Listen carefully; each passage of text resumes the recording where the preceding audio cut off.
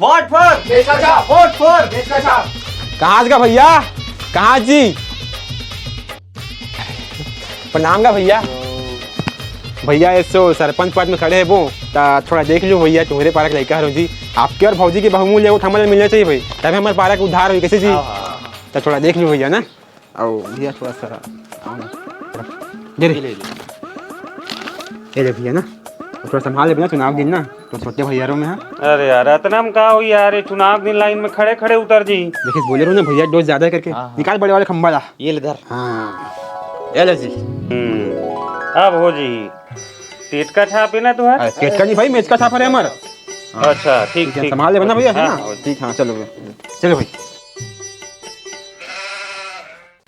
अरे यार ये पर्ची ले तो भुलाई गए। चलो वापस चलो चलो चलो चलो चलो। अरे बाबू अत्या कन पौल कैसे कर बेगा? केला तुर ममक शादी बर बचा कर रखूं रे। और अभी बर वो पारक जो टेट का छाप है नी, तेकर से 3 पौवा और एक कुकरी डील हो गए हैं। अभी मन लगा ये मुत्रा मुहा मन ला कोनो और धीरे।